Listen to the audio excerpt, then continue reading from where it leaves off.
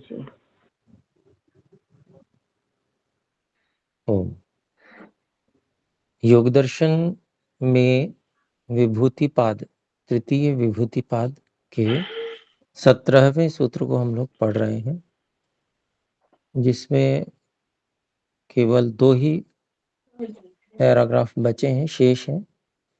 तो यहाँ तक कोई बात हम से पूछना चाहें तो हस्तोत्थापन द्वारा सूचित करें।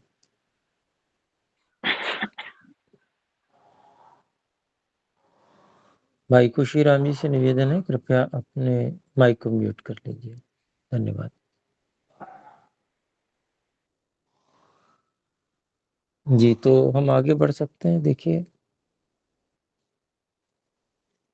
शब्दार्थ प्रत्ययानाम इतरेतर अध्यासात संकरस्तत् प्रविभाग संयमात् सर्वभूतहृत ज्ञानम।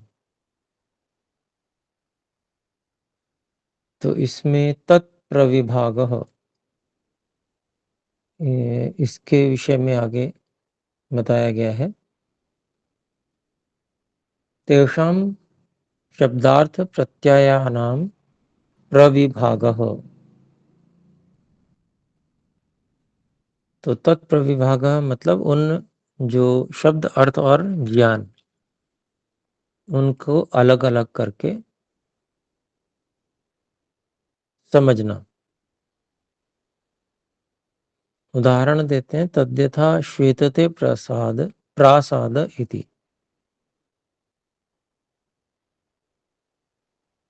उदाहरण के लिए, जैसे महल जो है वह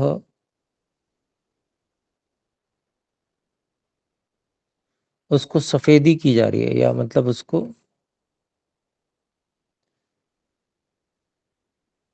सफेद बनाया जा रहा है।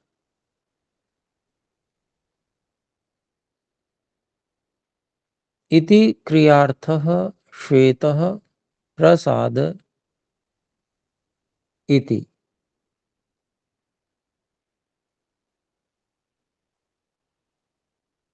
कारकार्थः शब्दः क्रियाकारकात्मा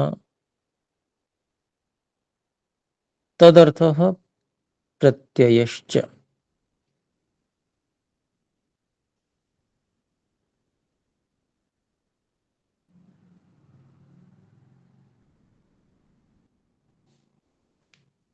तो इस उदाहरण में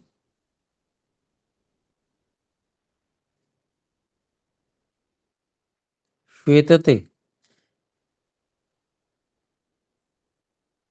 इसमें जो क्रिया का अभिप्राय है वह महल को सफेद बनाया जा रहा है।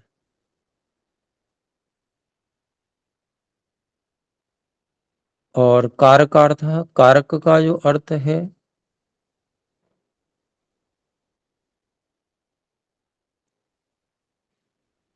वह है शब्द।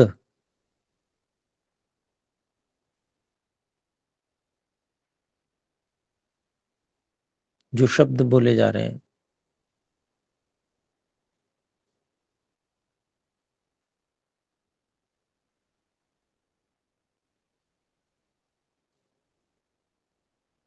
तो प्रासाद जो है कारक में कर्ता हो गया,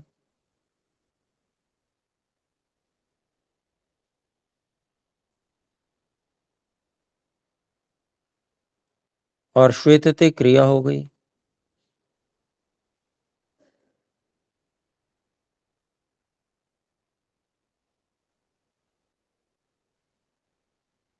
क्रिया कारक आत्मा तद अर्थः प्रत्ययश्च।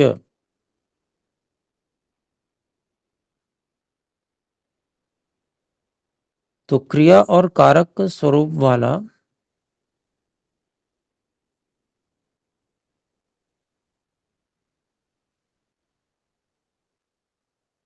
वह अर्थ, अर्थात वह वस्तु है और उसका ज्ञान भी है।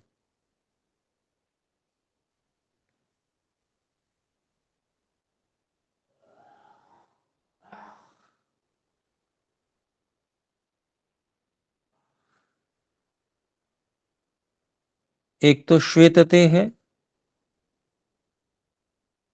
और श्वेत स्वरूप वाला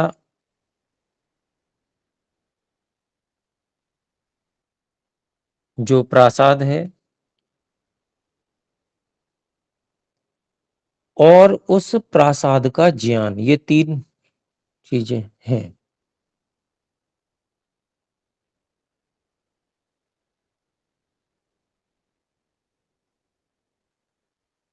एक क्रिया हो गई श्वेतते,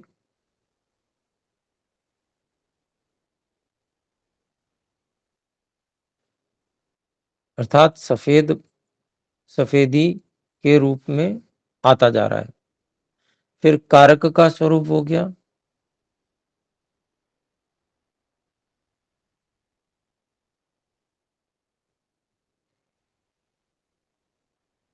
क्या कि जो प्रासाद है वो श्वेत स्वरूप वाला है।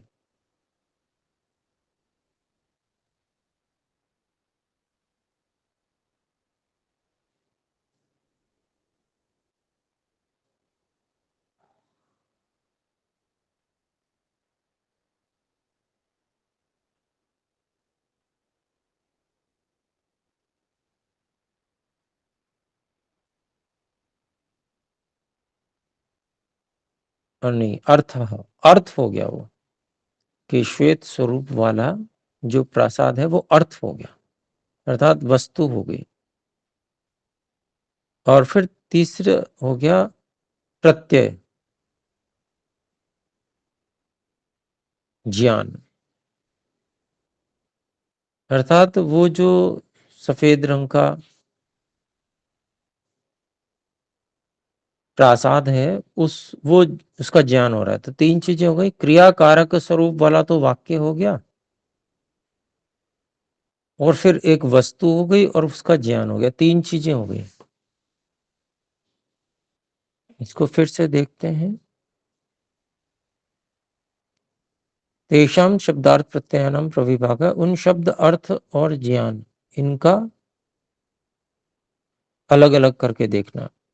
क्या? उदाहरण के लिए जैसे श्वेतते प्रासाद इति, जो श्वेतते प्रासाद ये वाक्य है, इसमें क्रियार्थ है सफेद होना, सफेद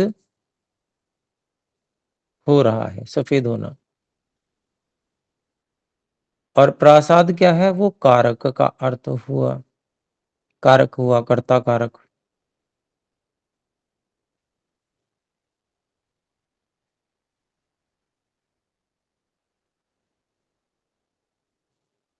तो जो श्वेत प्रासाद, यह जो है कारक कारकार्थ शब्द हुए। और तीसरी चीज हो गई उसका ज्ञान। तो तीनों के लिए कह रहे हैं क्रिया कारक आत्मा तद अर्थ प्रत्ययश्च। तो क्रिया और कारक स्वरूप वाला तो वाक्य हो गया,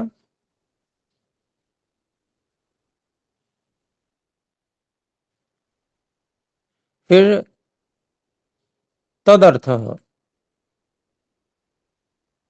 वो जिसके लिए प्रयोग किया जा रहा है वो वस्तु हो गई, अर्थात जो महल खड़ा हुआ है भूमि पर सफेद रंग का, वो वस्तु।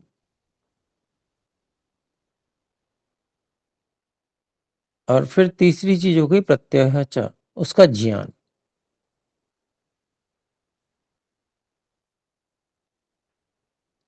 अर्थात उसको जो हम जान रहे हैं कि ये सफेद रंग का प्रसाद है, तो ये हमारा ज्ञान कहाँ पर है? हम में।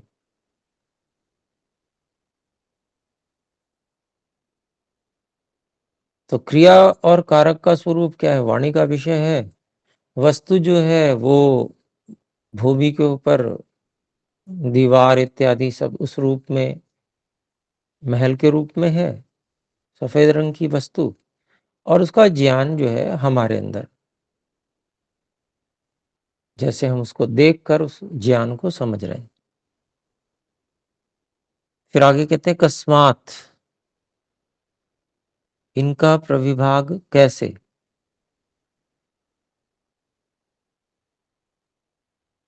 उसके लिए कहते हैं सो अयम इति अभिसंबंधात एकाकार एव प्रत्ययः संकेत इति।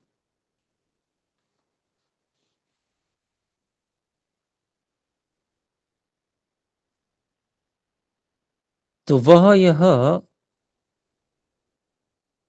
अभिसंबंधात, आपस में संबंध होने से, एकाकार एव, मतलब एक ही स्वरूप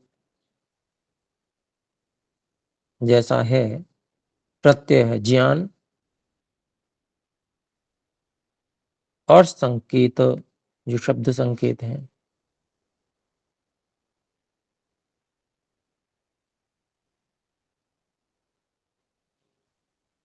क्योंकि इसमें सामान्य रूप से मिश्रण होता है कि ज्ञान क्या है और शब्द क्या है।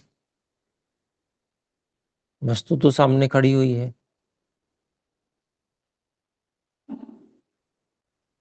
फिर आगे कहते हैं यस्तु श्वेतो अर्थः स शब्द प्रत्यययोः आलम्बनीभूतः।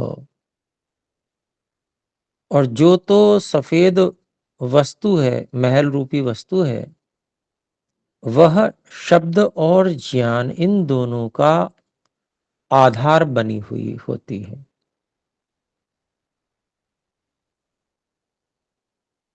तो मुख्य रूप से मिश्रण हमारे ज्ञान और शब्दों के अंदर हो रहा है, लेकिन जो वस्तु है वह तो इन दोनों, ज्ञान और शब्द, इन दोनों का आधार बनी हुई है, आलंबन बनी हुई है। फिर आगे कहते हैं स ही स्वाभिरवस्थाभिर विक्रियमाणो न शब्द सहगतो न बुद्धि सहगतः।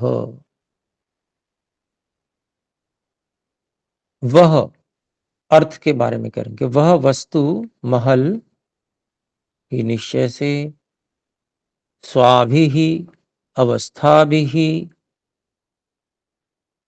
विक्रियमाणः, अपनी अवस्थाओं से बदलता हुआ, घिसावट को प्राप्त होता हुआ।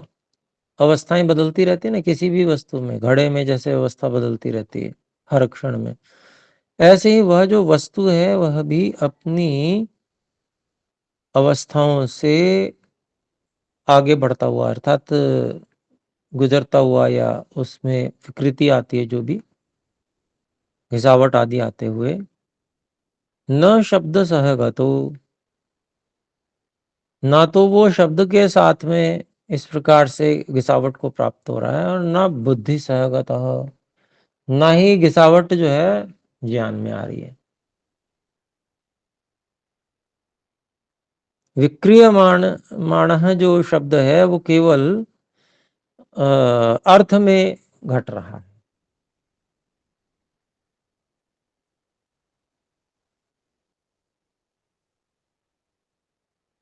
फिर आगे कहते हैं एवं शब्द एवं प्रत्यय नेतर नेतरेतर सहगत इत्यन्यथा शब्दोन्यथा अर्थोन्यथा प्रत्यय इति प्रविभागः। इस प्रकार से एवं शब्द, इस प्रकार से जो शब्द है, एवं प्रत्यय, और इस प्रकार से ज्ञान जो है, न इतर इतर सहगत, वो एक दूसरे के साथ में नहीं रहते हैं हमेशा।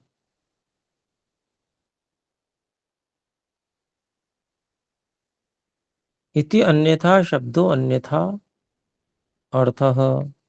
इस प्रकार से बिल्कुल अलग ही स्वरूप वाला शब्द है, अलग ही स्वरूप वाली वस्तु है, और अलग ही स्वरूप वाला ज्ञान है। इति विभाग, ये विभाग कर दिया।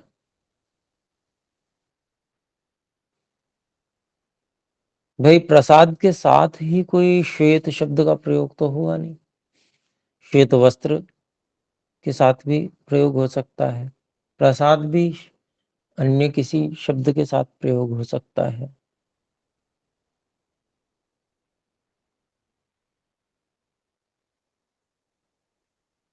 तो ये सब साथ में जरूरी नहीं है कि रहें। कौन सा शब्द किसके साथ रहेगा, किस अर्थ के साथ रहेगा, ये सब आवश्यक नहीं है। तो इसी को कहा एवं शब्द एवं प्रत्यय न इतर इतर सहगत। एक दूसरे के साथ नहीं रहते हैं हमेशा। इति अन्यथा, इस प्रकार से शब्द भी बिल्कुल अलग हैं, अर्थ भी, वस्तु भी बिल्कुल अलग है, और उसका ज्ञान भी बिल्कुल अलग है। एवं तत् प्रविभाग संयमाद योगिनः सर्वभूतऋत ज्ञानम संपद्यत इति। तो इस प्रकार से इन तीनों के विभाग में संयम करने से योगी का सभी प्राणियों की वाणी का ज्ञान संपन्न होता है। तो मुख्य रूप से प्राणियों में विशेष मनुष्यों की वाणी जो विविध भाषाएं हैं उनकी बात कर सकते हैं,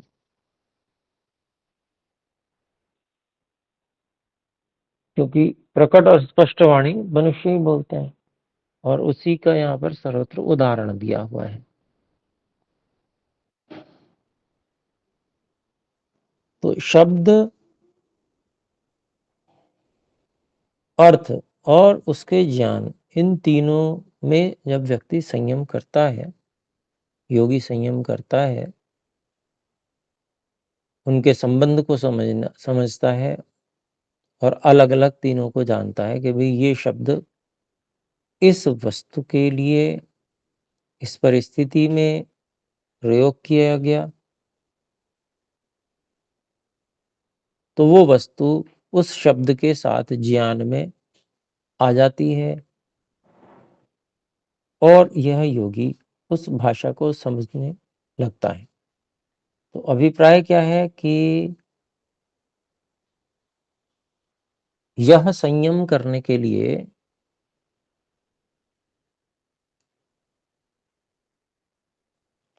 व्यवहार होता हुआ वाणी सहित, उसमें योगी को संयम करना होगा। तो अभिप्राय क्या है कि जहां कहीं ऐसा व्यवहार हो रहा होगा, ऐसे मन की शक्ति से उसका वहां वह साक्षात्कार करेगा। जहां ऐसा व्यवहार हो रहा होगा, और उसमें वहां पर संबंध जोड़कर, अर्थात संयम के अंतर्गत ही आ गया संपर्क जुड़ना, वहां पर क्योंकि धारणा होनी है, और उसी में फिर ध्यान के अंतर्गत ये शब्द, अर्थ और ज्ञान, इनका प्रविभाग, क्योंकि जो वहां पर प्रकट किए जाने वाले शब्द होंगे और जो व्यवहार चल रहा होगा जिस वस्तु के साथ में, और क्या ज्ञान उत्पन्न हो रहा है, शब्दों और वस्तुओं का क्या संबंध है, इसमें वहां पर योगी संयम करेगा और उस भाषा को, प्राणी की भाषा को समझने लगेगा। ये इसका थोड़ा सा, ये जो स्वरूप है कि किस तरह से कार्य होगा, वो जो समझ में आता है वो आपके सामने रखा। तो ये सूत्र हमारा 17वां पूर्ण हुआ।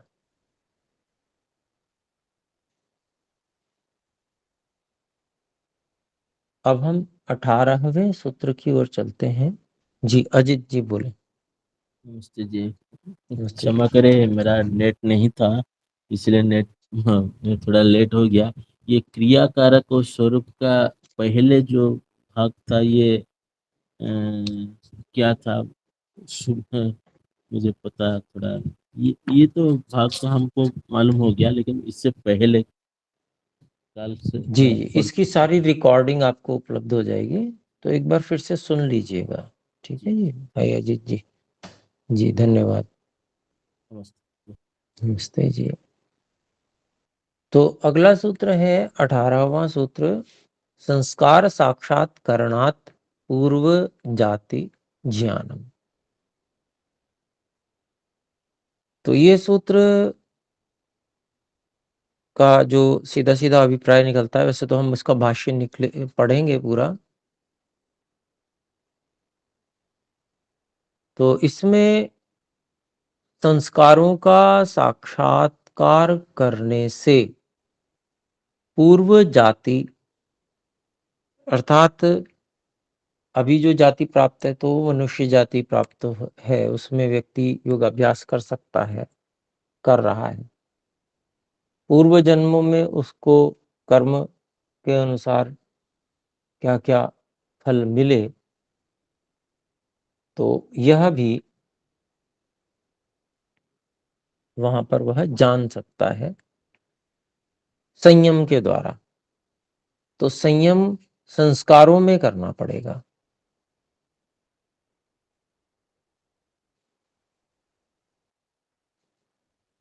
तो संस्कारों में संयम करने से पूर्व कौन सी जाति थी, मनुष्य जाति थी तो मनुष्य का, उसके विषय में ज्ञान कर सकता है योगी। तो यहाँ पर जो है संस्कारों में संयम करना है, तो क्योंकि वो संस्कार चित्त में ही रहते हैं, तो यह अधिक जिसको कहेंगे हम, उस तरह से कठिन नहीं है कि जिसको हम कहेंगे कि वो आखिर कहाँ करेगा संयम, लेकिन संस्कार इतने अधिक सूक्ष्म हैं और उनके स्वरूप हैं, उसके विभाग हैं, वो सब यहाँ पर बताए भी गए हैं व्यासभाष्य में। तो किस प्रकार से वहां संयम करेगा योगी, ये सब भाष्य में भी बताया गया। और मोटा आइडिया इसका यही है कि जब हम इच्छा और प्रयत्न किसी विषय में करते हैं, तो ईश्वर ने ऐसी व्यवस्था बनाई हुई है कि प्रयत्न करते करते हम उस विषय तक पहुंच जाते हैं, जिसको ध्यान की प्रक्रिया कहा गया है। ध्यान में हम एकाग्रता से उस वस्तु को ही चाहते, खोजते हैं। तो यह जो खोज है, यह खोज उस जो भी विषय हम चाहते हैं उससे संपर्कित होने के लिए प्रयत्न है। अब हम कैसे उससे संपर्कित हो रहे हैं, इसकी विधि भले ही पता न चल पाए सामान्य रूप से, परंतु विज्ञान के रूप से हम उसको विचार करें तो पता चल सकती है कि कैसे हम संपर्कित हो पाए। उस पर भी संयम करें तो वो भी जान पाएंगे। लेकिन ये एक ईश्वर के द्वारा दी गई सुविधा है कि जब हम संयम करना चाहेंगे जिस विषय पे, चित्त का वहां पर उपयोग हम करेंगे, तो चित्त में वो सामर्थ्य परमात्मा ने प्रदान की है कि वह उस विषय से संपर्कित हो ही जाएगा। उसमें आवश्यक जो शर्त है वो उस विषय से फिर तीव्र एकाग्रता और इच्छा का होना, ये उसमें आवश्यक तथ्य है। सामर्थ्य का भी होना, अर्थात शारीरिक सामर्थ्य तो सब जगह जुड़ी हुई है, समझ लीजिए। शरीर में प्राण शक्ति पर्याप्त होनी चाहिए, और फिर चित्त को उस शक्ति से सहयोग मिल जाता है और उत्कट इच्छा और तीव्र एकाग्रता ये संपर्कित होने के लिए उस विषय से ये आवश्यक शर्तें हैं। तो इसके विषय को हम अगली कक्षा में ही पढ़ेंगे। थोड़ा सा विषय आज ले लिया, आइए एक बार ओम का उच्चारण करें।